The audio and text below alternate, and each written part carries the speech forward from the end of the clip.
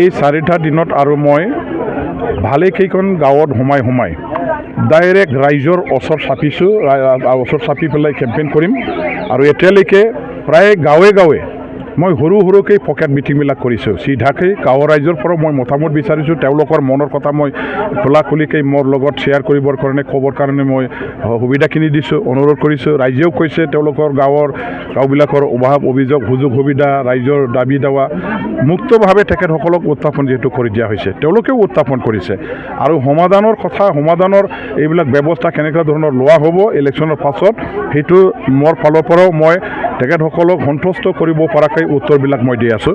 আৰু ৰাইজে খুবেই ভাল পাইছে। আৰু প্ৰত্যেক গাঁওখনত যিমানখিনি মই মিটিং কৰিছোঁ, ক'বলৈ গ'লে ৰাইজৰ সঁহাৰিটো আমাক ভোট দিবৰ কাৰণে সাজু হোৱাটোহে মই দেখা পাইছোঁ।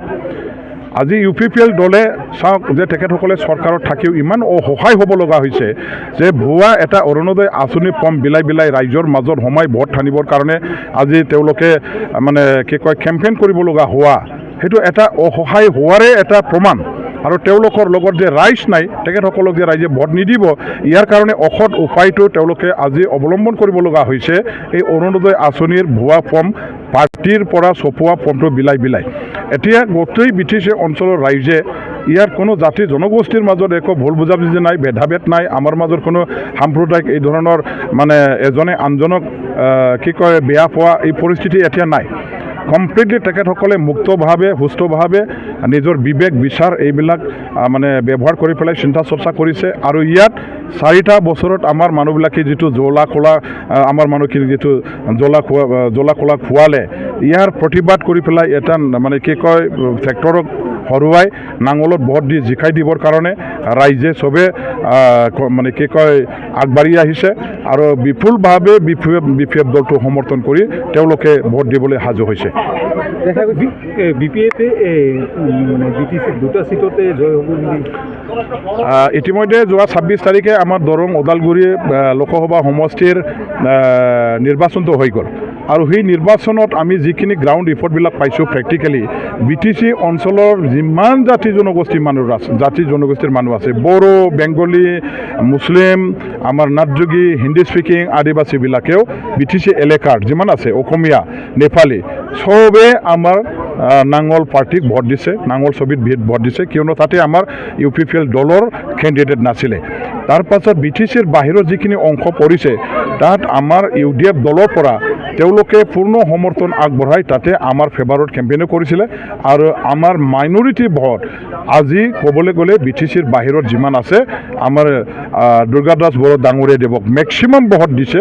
গতিকে BTCৰ বাহিৰত থকা আমাৰ জাতি জনগোষ্ঠীৰ ভোট আৰু BTC অঞ্চলৰ ভিতৰত থকা যিসকল জাতি জনগোষ্ঠীৰ ভোট, সেইটো যোগ কৰিলে আজিৰ দিনটোত আমাৰ দৰং ওদালগুৰিৰ প্ৰাৰ্থী দুৰ্গা দাস বড়ো ডাঙৰীয়া দেৱে সহজে জিকিব পাৰিছে বুলি আমি ক'ব পৰা হৈছে। তেওঁ অলৰেডি জিকিছে, সেই কথাটো একেবাৰে স্পষ্ট, ইয়াত একো সন্দেহ নাই।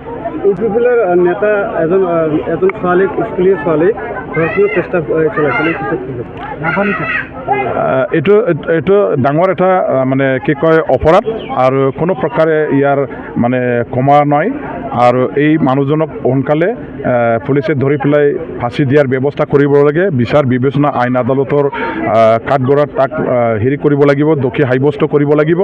কিয়নো নাবালিকা এজনীক কোনোবা যদি ৰেপ কৰিব বিচাৰে বা ৰেপ কৰে, সেই মানুহজনক কোনো প্ৰকাৰে ৰেহাই দিয়া নাযায়। আৰু এই মানুহজনৰ জীয়াই থকাৰ কোনো অধিকাৰো নাই।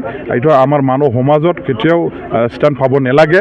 আৰু আমি মানৱ সমাজে কেতিয়াও তাক ক্ষমাও দিব নালাগে, আইনৰ ফালৰ পৰা ক্ষমা দিব নালাগে। সেই মানুহজনক ধৰি আইনগতভাৱে শাস্তি প্ৰদান কৰিব লাগিব, ফাঁচি দিয়াৰ ব্যৱস্থা কৰিব লাগিব। আইনত সেইটোৱেই আছে যিহেতু।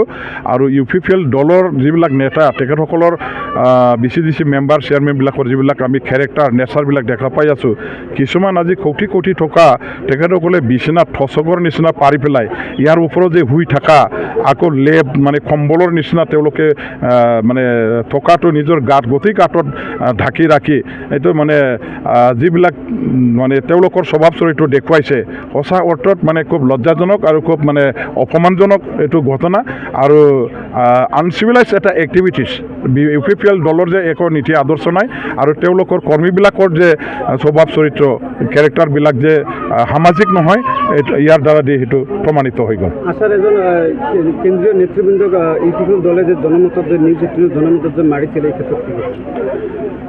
এইটো দণ্ডনীয় অপৰাধ আৰু অপৰাধীক আইনে ব্যৱস্থা ল'ব লাগে।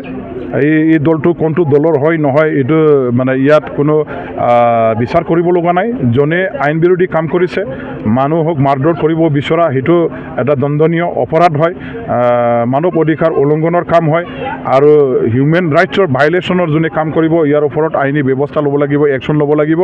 তাকো আজি মানে চৰম পৰ্যায়ৰ পানিছমেণ্ট দিয়াৰ ব্যৱস্থা কৰিব লাগে, জেলত পঠিয়াব লাগে আৰু সমাজত বিশৃংখলতা সৃষ্টি কৰা, অশান্তি সৃষ্টি কৰা, মানুহ মাৰধৰ কৰা এই প্ৰকৃতিৰ লোকক আমি কোনো প্ৰকাৰে সমাজৰ পৰাও ৰেহাই দিব নালাগে আৰু সমাজে ধৰি বান্ধি ইয়াক জেলত পঠিয়াই দিয়াৰ ব্যৱস্থাটো কৰিব লাগে।